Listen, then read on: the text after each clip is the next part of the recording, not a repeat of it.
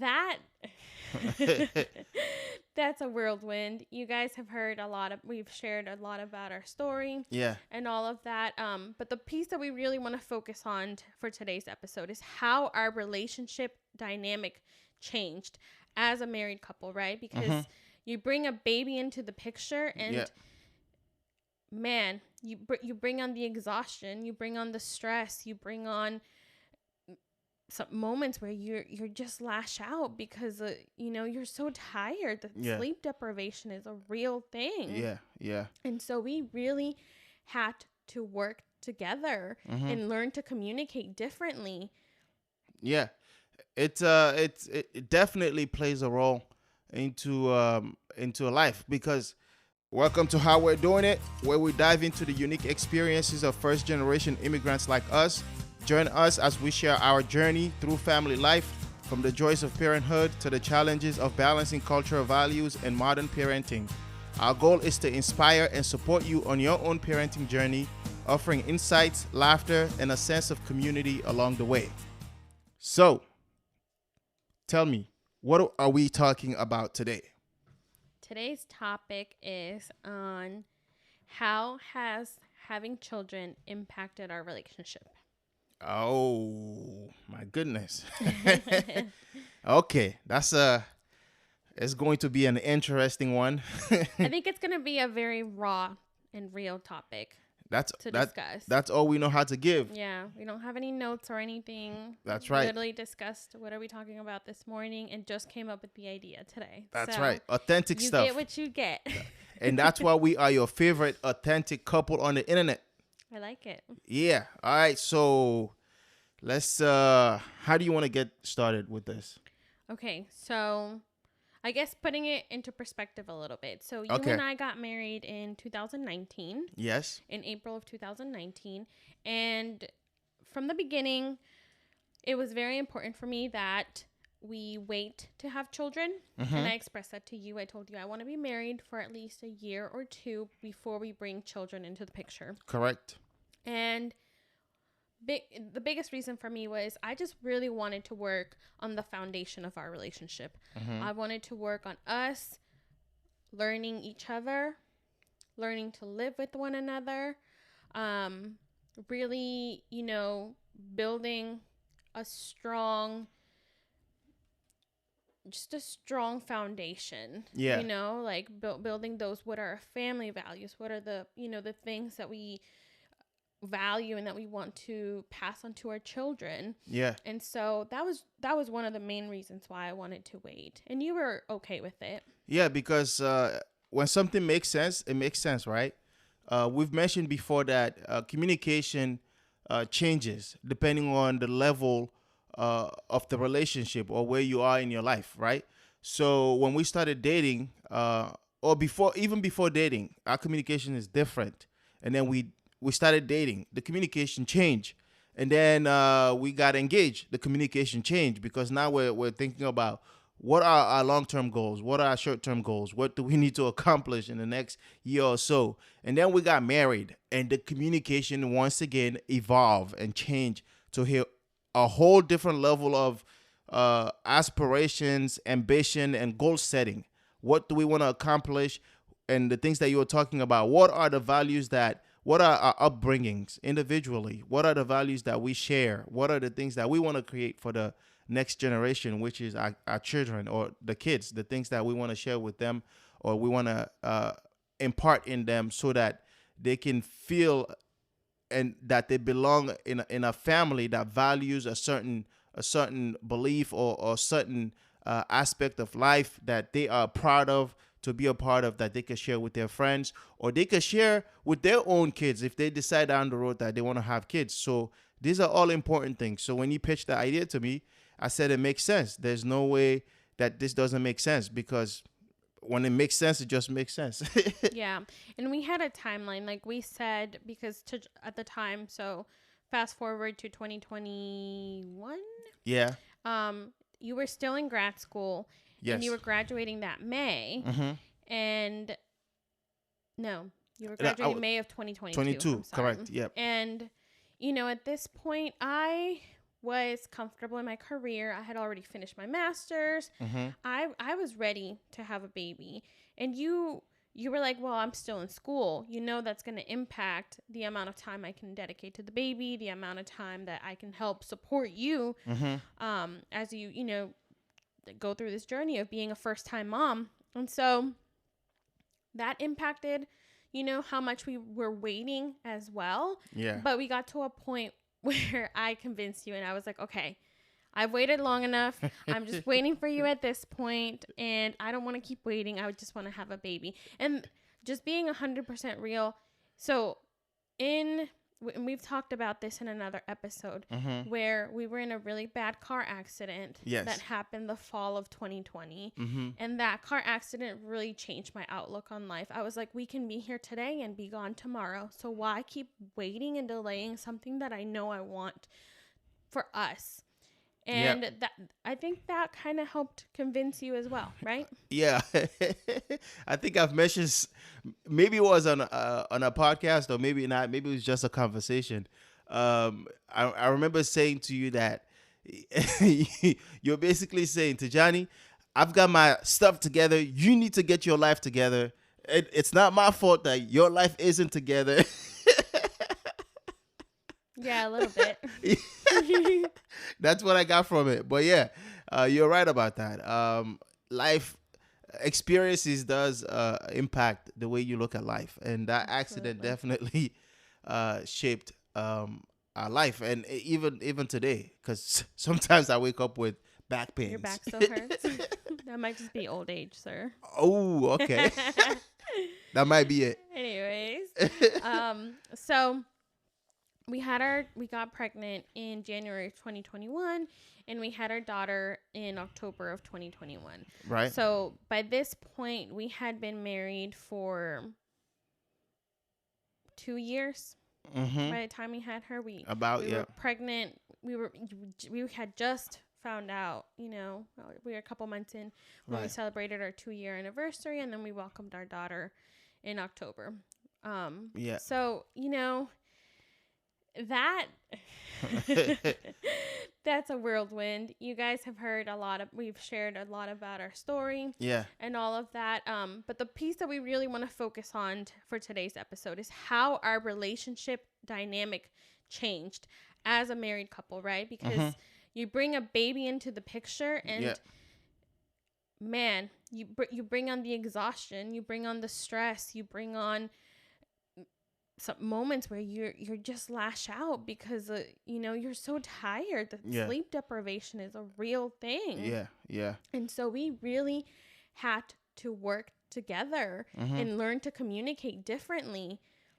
It definitely plays a role into a life, because one day you were pregnant and the next day we have a crying baby in our hands. And what are we going to do with this baby? And at the same time, also realizing that we are still in a partnership. We're married, and we also want to sustain our relationship, as well as also protecting and guiding and providing for this baby. And so it's definitely a shocking experience, even though we were anticipating it, even though we were expecting it.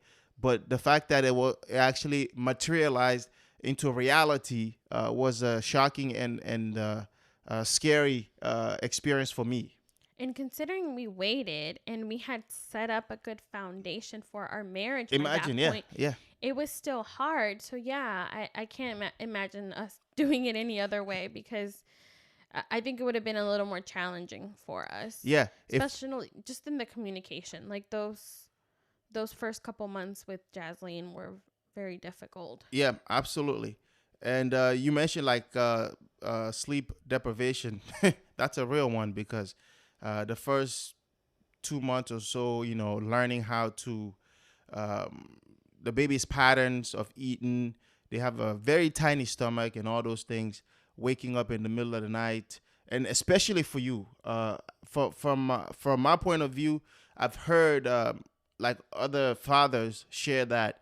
Especially if you're breastfeeding or you're pumping, right? I've heard fathers saying that, what's the point of me waking up I can't really do anything. Right? I've heard people say that, but for me, it was very important. Even though I couldn't really, technically speaking, I couldn't really do anything, but it was important for me to still, especially the first few weeks, to still wake up with you and then just be there and supporting you going through that exclusive pumping journey. And sometimes I even, while you're pumping and producing other milk, I would feed the baby. You're And feeding like the previous pump sessions. exactly. Milk, yeah. So there were still ways you could help. Absolutely. But it was like figuring out that division of workload, right? Like, Yeah. how are you going to help me and how am I going to help you? And how are we going to help each other? Yeah.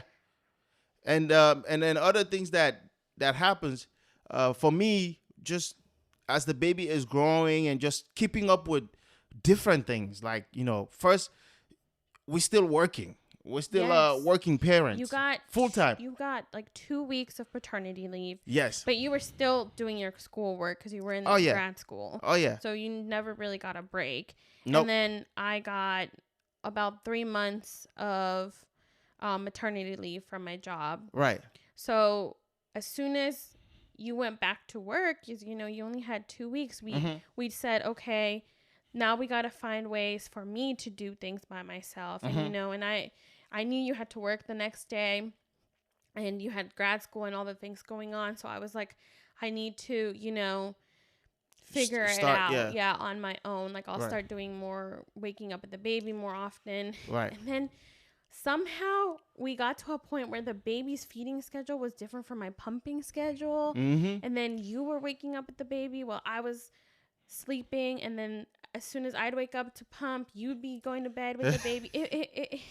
It was chaotic to say the least.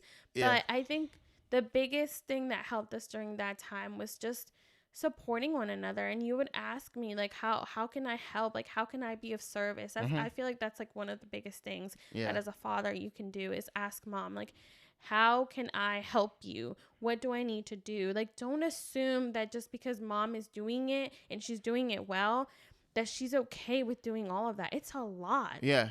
It's a lot. Like, it's great for dads to take responsibility too. It takes 2 to make a baby. Absolutely. It doesn't take 1. Absolutely. And yeah, that's why it's called a partnership, right? You give 100%, I give 100%. That's 200%. Because I've mentioned to you before, I don't believe in 50-50 because 50 is half. No one gives half. Half doesn't work. Yeah. You can't give half of your effort into parenting. It's not going to work. I can't give half of my effort into parenting. It won't work. All it does, if you give half of your effort, you're basically ruining your other partner's life. And so you give 100%, I give 100%. Sometimes you give 110%, I give 110%. So that's just how it was. And absolutely. But that's like baby related. What are some of the things that you were going through, like individually, like it could be internal or externally, that you feel like definitely changed you as a mom? Well, internally, I know I was definitely going through some type of baby blues / postpartum depression. So baby blues is when it's like very mild, you're going through a lot of emotions, but that postpartum depression is when, you're really hit with strong emotions. Right. And it can range from, you just being very sad, unhappy with your your current situation, to like even like suicidal thoughts or thoughts of like hurting the baby. So, if you're ever in a state where you don't feel like yourself and you're hurting, seek help. Talk to your partner, talk to a friend, talk to a therapist, talk to your doctor, your OBs. When you go to those checkups, for your baby, the OB is going to ask you how you're doing too, and you want to make sure you're honest. And they're going to ask you during that time, are you thinking of harming yourself? Are you thinking of harming the baby? Right. And it doesn't have to be to that extreme. Yeah. Sometimes just having those intrusive thoughts, like, what would happen if I just let the stroller keep going instead of stopping at the light? Like, or what would happen if I'm in the car and all of a sudden we're in an accident and the baby's in the back. Like things Yeah. like that. Yeah. That's not healthy. Mm-hmm. I had to learn that the hard way. Like that is not a healthy thought, and that's not something that I should be thinking. So if you are going through that and you're feeling that way, seek the help. Yeah, absolutely. And because we're talking about like sensitive things right now, I'm just going to give out this number, 800-985-5990. That's the National Suicidal phone number. If you if you ever in that situation where you feel like you need help, please call for help because it's very, very important. Sometimes, most of the time, the insurance covers some things like this. And if your insurance doesn't cover this, most of the time your work insurance covers things like this. Well, I guess that's the same thing. If you have a job, your insurance should cover this. But if just in case it doesn't, you can still reach out at the national level where there is an established phone line that can actually help you go through different techniques that would help you become a better person for yourself and then also for the baby.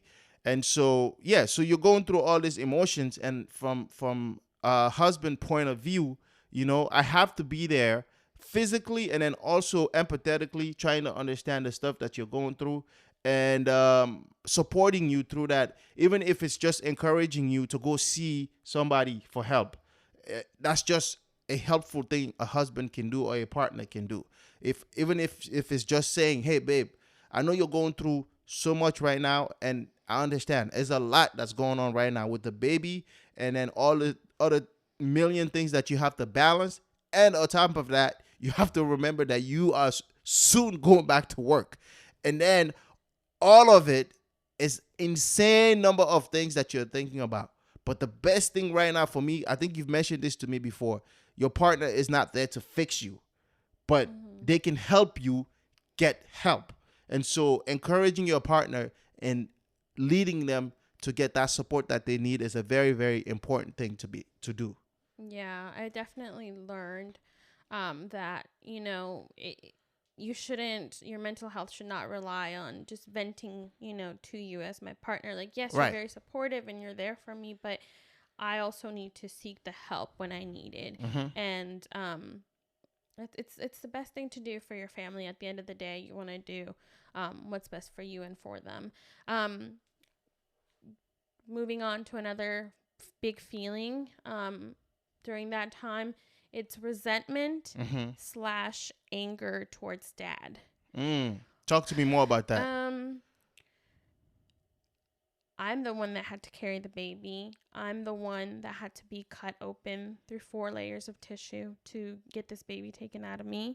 I'm the one who just had major surgery and was expected to be up in 12 hours, taking care of a little life immediately after, nursing that little life.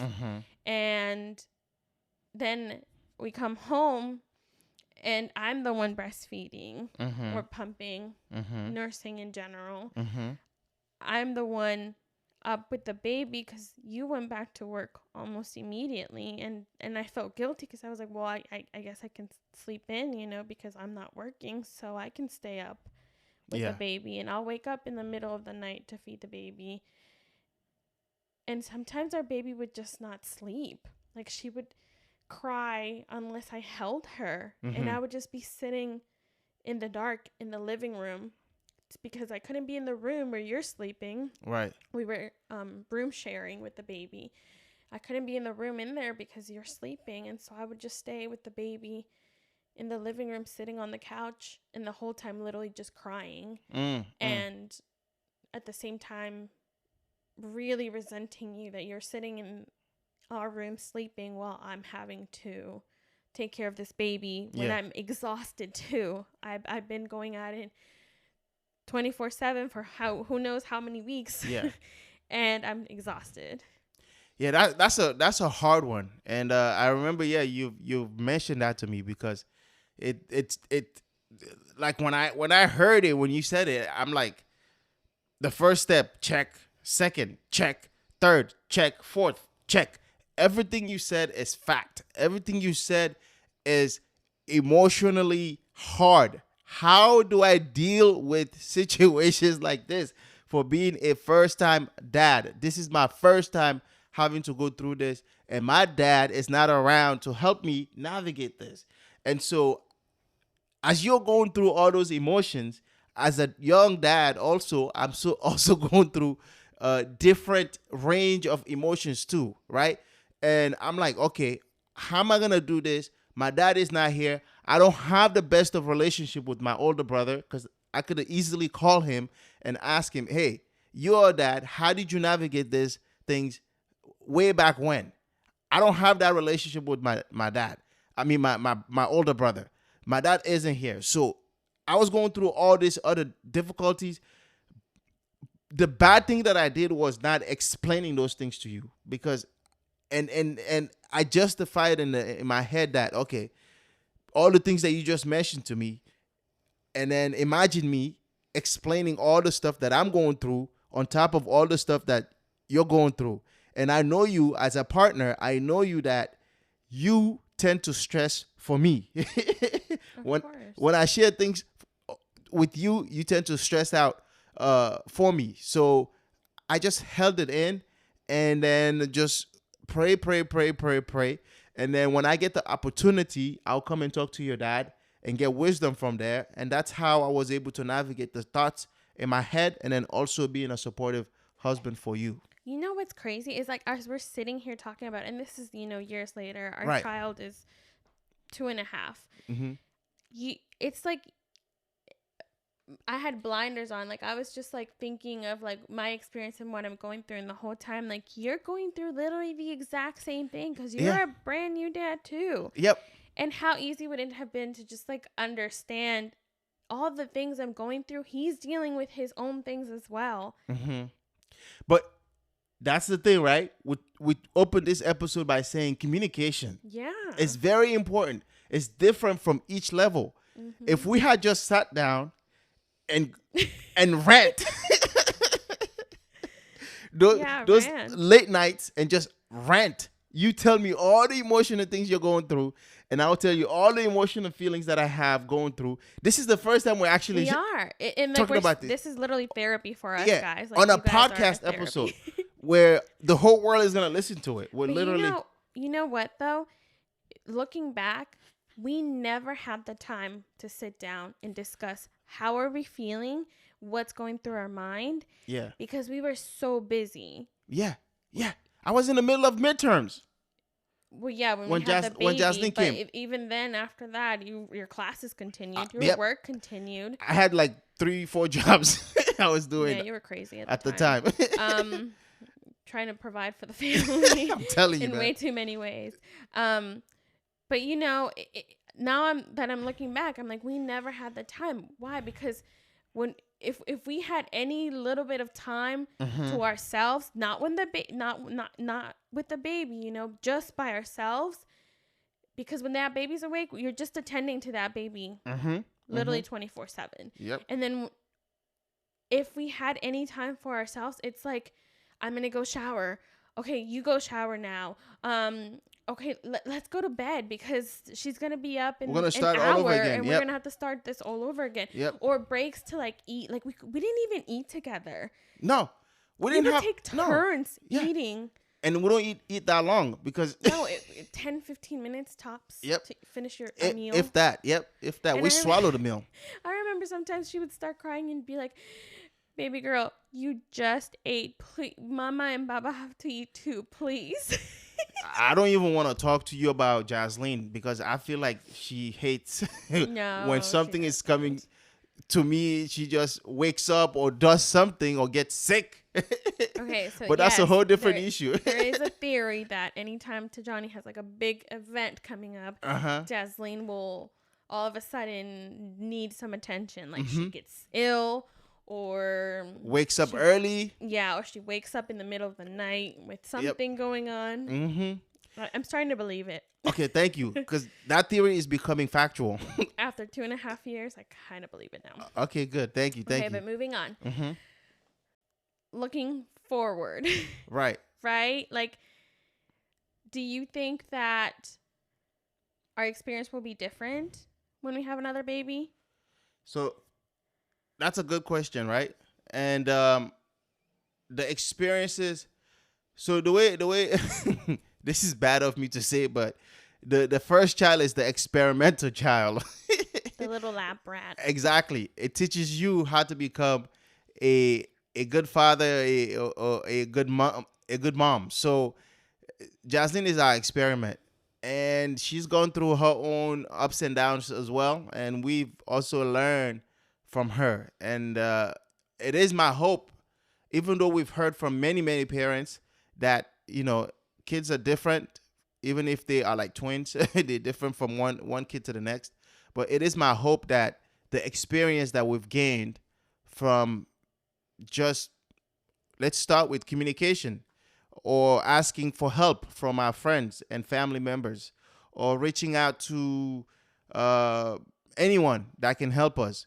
All the experiences that we've gained, all the information that we've shared on this podcast, it is my hope that we can be in a better place, in a better starting place, compared to when we had Jaslyn. Yeah, I think so too. Yeah. I think having that first experience will definitely make a difference. Yeah. And I think so. One big point, one big reason why we didn't get a lot of alone time, because we had help. We were living with my parents, Right. and so my mom was there to help if we needed to do something. Mm-hmm. One big reason why we never went anywhere is on our own without the baby. Right. Uh-huh. I'm pumping around the clock. Exactly. I'm feeding the baby pretty much like around the clock. Mm-hmm. And it was a team effort. Mm-hmm. And the first like month or so, it was a team effort. Mm-hmm. And then I kept exclusively pumping. So sometimes it still was a team effort, right? Yeah. And your pumping was on a strict schedule. Yes. It was very strict. So we were like very limited with how far and how long we could go somewhere. Like, yeah. I'd be like, okay, I'm going to pump on my way there. We'll be there for like 2 hours, and then I'll pump on like my way home. Yeah. That was literally how we would plan out if we were going to visit family or do something. Yeah. Even like going out, I think we went out to dinner like one time, and we brought the baby. She was still pretty young. Yeah. Yeah. And she slept through it, which was right. great. Right. Right. Got to enjoy our dinner. But it was the same thing. Like, I was pumping on the way there, pumping on the way home. Mm-hmm. But I think one of the biggest reasons why we didn't allow ourselves to do too much outside of just caring for her Mm-hmm. is because I have a lot of trust issues with who watches my baby. Okay. I don't just let anyone take care of her. And now Leo, now that, Leo's also living with us, I'm very particular Mm-hmm. with who we leave them with. Mm-hmm. Like, I trust my parents. Mm-hmm. I trust my sister. Mm-hmm. And then there's a couple other people I can count that I would trust my child with. Right. And the listeners, or the audience, you will understand why, right? Because it's the U.S. We're talking about kids, and the crazy things you've heard or listened, the crazy things that people do, even nanny, like you pay them good money or whatever. We could pay anybody, right? We could pay a nanny, we could pay a college student, we could pay a high schoolers to come watch the baby. But if you don't trust them, you don't trust them. Like last summer, I had it was a college student who was in Right. town, trying to make some money. I had interviewed her. I had all the stuff lined up, and I was like, I told you, I found us a nanny for when we want to have date nights. Yep. Did we take advantage of it? Nope. For a single time? No. Nope. And I felt bad because I had made this girl gone through all these things, but I was like, I can't leave her with someone that I don't know. Like, yeah. That's just like a personal thing. Maybe I'm being overprotective. And But you should be. Yeah, maybe we need help. Should be. But yeah. Yeah. I know. I think maybe you should be. Like, my child is the most precious thing in the world to me, and I will go above and beyond to protect her and make sure that she's well taken care of. So if my mom can't watch her, because here's the other thing, right? My mom watches my daughter while I'm at work. Mm-hmm. So asking my mom to watch my daughter on a weekend On an extended time, on an evening, it feels wrong to me. Yeah. Because she's already working with her Monday through Friday. Yeah. That's her job. She doesn't get a break. Right. Unless like I'm off work or on holiday, whatever the reason, like that's when she gets a break. Mm-hmm. But other than that, my mom's with her. So it feels wrong for me to ask her. And then when my sister comes around, I'm like, okay, well, my sister's not always around. So I feel like, okay, this is the person that can watch her. Yeah. Or, we've had a couple friends visit, and the ones that I feel comfortable with, I'll ask, will you babysit Jasleen so you and I can do something? But like I said, it's very few people that I trust with that responsibility. Yeah, absolutely. Your sister is one of them. Your mom is one of them. And we've mentioned before where we had a friend of ours that came in and watch her as she was getting older. And we took like every Friday to go watch like football games. High school football games. For Jasmin's first birthday, we created a board. We were like, these are some dates that we need a babysitter who's available, and people signed up for shifts, and that's right. It worked out well because we would go to like high school football games, but hey, it was a distraction. Absolutely. And I wanna shift gears a little bit. I wanna ask you this question, right? Given all the things that moms that you went through, right?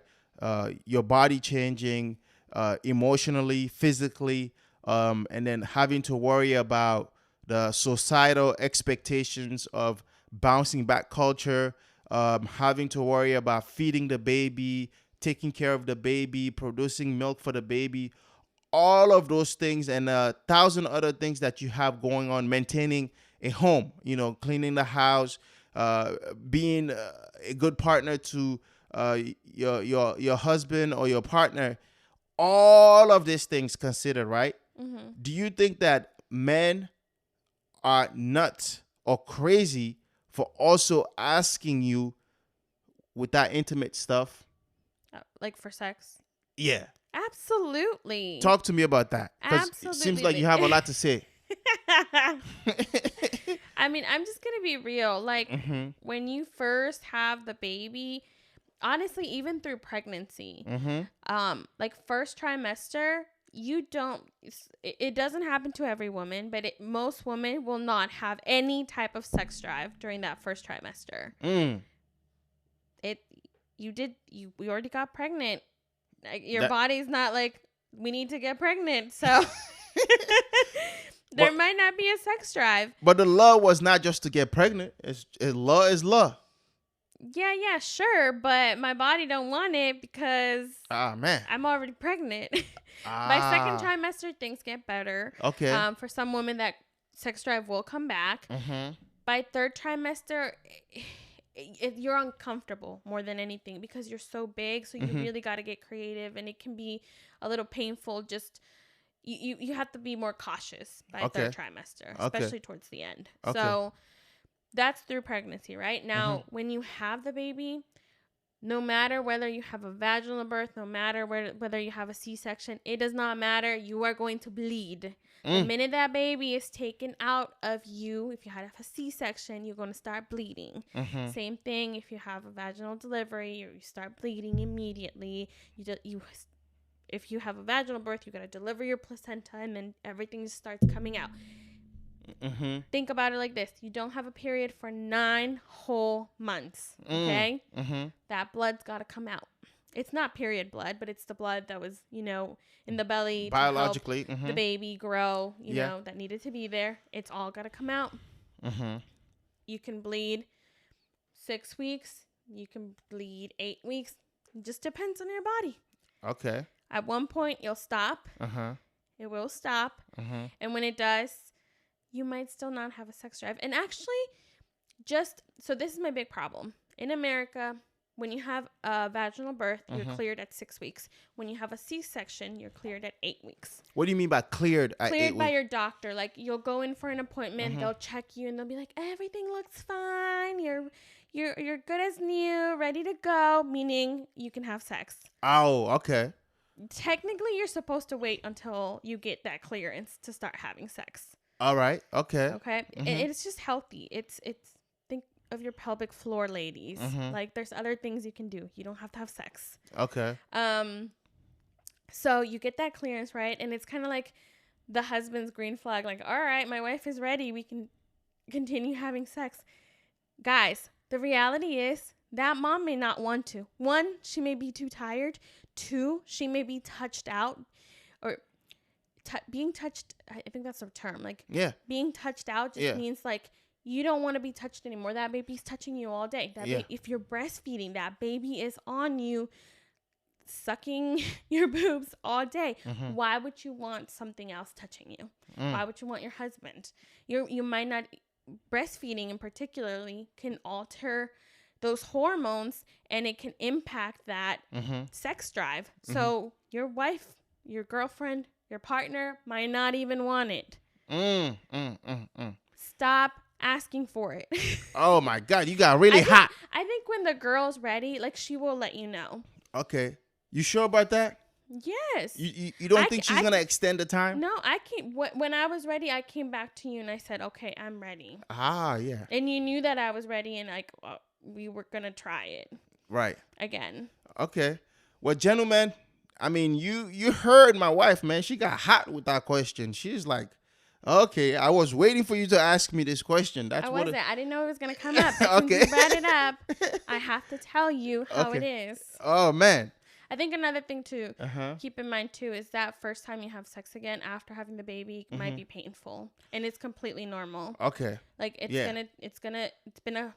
been some time. It's gonna take a little while. Use all the lube you need. Right. Talk. It will be painful. It should go away. If it doesn't, that is something that you should talk to your healthcare provider about. Okay.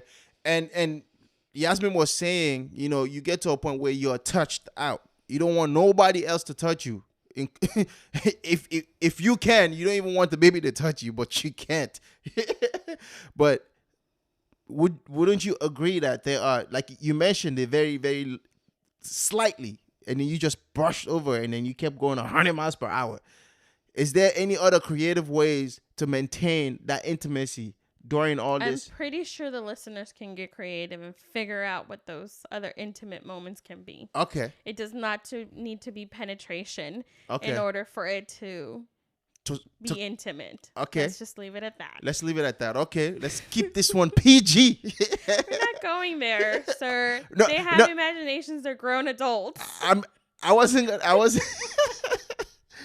maybe my question wasn't clear. I wasn't telling you to make any suggestions. I'm just saying that there are other ways to keep it intimate, but without, as you say, penetration. I don't know what else to call it. I like it. I like it. You sound like a little doctor over here, man. I'm very well versed. I love it. Very much. I love it. That's awesome. All right. What else are you thinking? Because you got really passionate on that one. No, I want to go back to the topic about, like, okay, since we were not going out on dates, really, right? Yes. How were we still finding time for our relationship? How do we do it now? Like, we are 2.5 years in. I almost said 3. Yeah. 2.5 years in. How are we doing it? And now we have an additional baby because we have Leo with us, who is older, but you know the needs are different.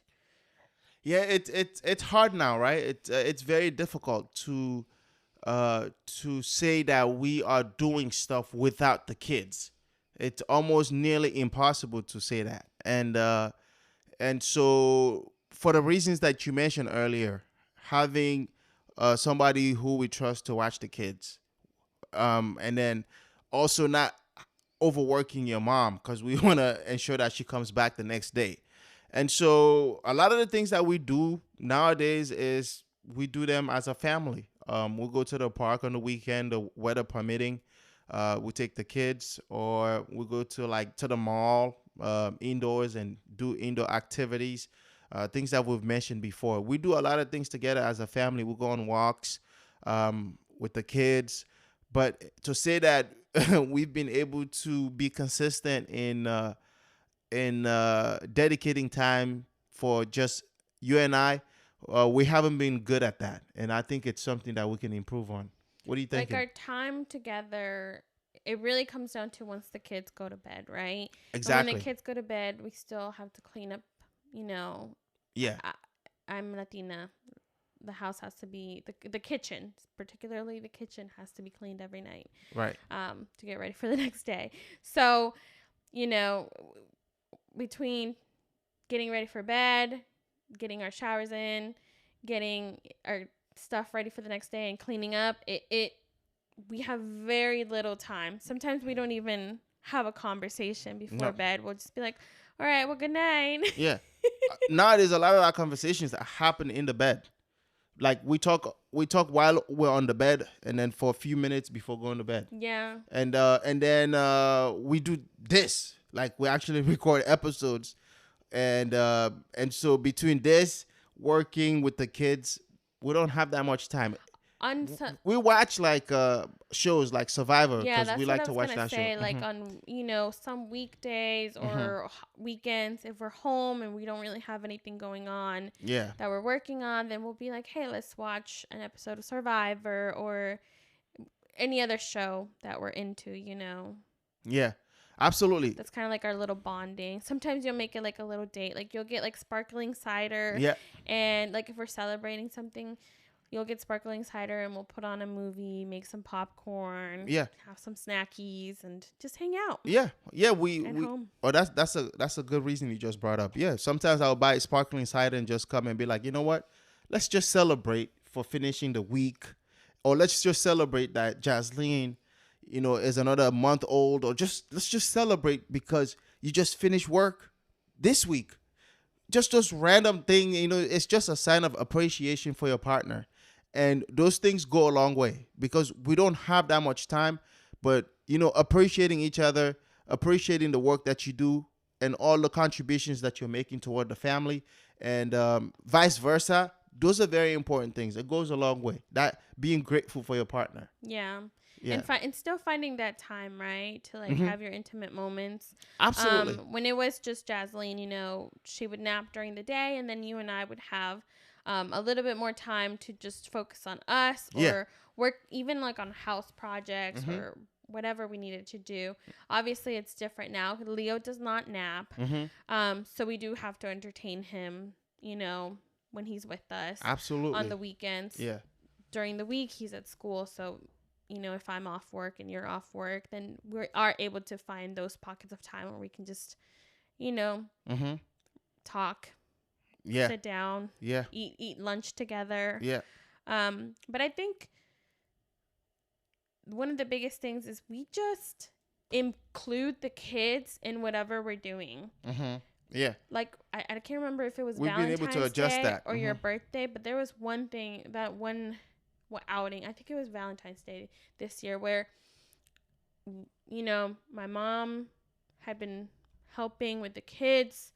The last thing I wanted to do was put the kids on her again after being with them all week, and I said, hey, I want to go do this. I wanted to go to Olive Garden, and I was like, and we're gonna go as a family. And that's what we did. And you know what, it can be a little stressful because sometimes the kids will act out. Sometimes we, in all honesty, we just have to pull out those devices just to keep them a little entertained and so we can finish our meal. Eat. Yes, to finish our meal. And honestly, the whole world is still okay. It's still running. Did people stare at us? Maybe. Yeah. Were they frustrated that we had kids? Maybe. But you know what? Kids are everywhere. You don't like it? Oh, well, move somewhere where there's no kids. Don't go out. Don't go out. I don't know what to say. Or let's put it this way. All right. If you have any tips from Yazmin and I, how we can make time and dedicate time to ourselves, please share those tips with us. You can send us an email or you can send those tips on social media, and trust us, when we receive those tips, we will give you a shout out. They're going to tell us to get a babysitter. Let's trust the audience. Just trust them. No, you're not allowed to tell us to just get a babysitter. Oh, we already covered that. You can't just say, we can afford a babysitter, but do we trust them? No. That's the problem. We're not telling you we cannot afford a babysitter or a nanny. We can afford them. Thankfully, we've been able to be in a place where we can afford those people. But my wife just shared with you a personal thing. So you're not going to come back to her and tell her, just get over it and get a babysitter. That's not the tip we want. Give us a creative tip that we haven't discussed. So, okay. So today is April 11th when we're recording this episode. Mm-hmm. And our anniversary is in 3 days, our 5-year. Okay. So what are we going to do? That's a good question. What do you want to do? I don't know. Normally we go to the melting pot every year or so. Mm-hmm. I don't know that I'm feeling the melting pot this year, if I'm being 100% honest. Literally, I'm hearing that for the first time right here on this recording. If you're not feeling the melting pot, what is you feeling? Korean barbecue. Oh. Oh, she wants to eat bulgogi. Look. What? It's like I'm a new person. Yeah, who is you? Do you understand what it means for melting pot for my wife? Like, it's like the fancy place we go to once a year. Yeah, I go to melting pot, and then after melting pot, I come home and eat. And she wants to go there every single year. And she is just changing this on me on this episode. Wow. Korean bulgogi. Okay, so when we go to this Korean bulgogi, I'm going to eat duck. Oh, no. For me. I guess. I don't want no duck. It's going to say quack, quack. I'm going to have to tell Yazmin. Yeah. I'm going to say your baba ate the quack, No. quack. No. You know, Yazmin loves them duck. She does. You cannot tell her that her baba ate the duck. She won't forgive me. When she gets older, I can't even say that I eat duck. I would never say that I... No, you can't. It's going to be so sad. Yeah, I would never say that I went to Korea and all I ate was duck. Oh my God. I don't even want to think about it. So we're fortunate that my sister is coming into town this weekend, and it falls on our anniversary weekend. So of course I've already asked her. You already know. I already have my sitter covered. She's watching both kids. Good luck to her. We've been doing it for the past year. We're gonna pray for her while we're eating. Well, 9 months. Yeah, we'll say a little prayer for her, and she'll be fine. Before we've brought her food before. I don't know where we went to. We went to get sushi. Yeah, and we brought her sushi. Yeah. So, that's the perks that was the first time. So she flew into town. This was when we had just had Yazmin. That was her first time meeting Yazmin too, in Virginia. Yep. Yazmin was 2 months. And remember, our friends invited us to go out. Yep. And we were like, oh, we'll see. But then we knew she was coming. So I asked her if she could watch Yazmin. She agreed. She said, just bring me back some sushi. That was the deal. And that's what we did. We brought her back some sushi. So those are the perks for watching our baby. You get to make a request. And we fulfill the request. You have anything else? No. I think this was a fun episode. This was a great episode. Yeah. I really like it. It's better when we don't plan it. That's how we do it. We just give you raw stuff. Thank you for tuning in into another episode of How We're Doing It. We hope this discussion on family has resonated with you. If you have any thoughts or questions, we would love to hear from you. Reach out to us at HWDI Podcast or leave a comment. Don't forget to subscribe for more inspiring conversations on family and other topics. Until next time, take care. Take care, Mama. Bye-bye. Bye-bye.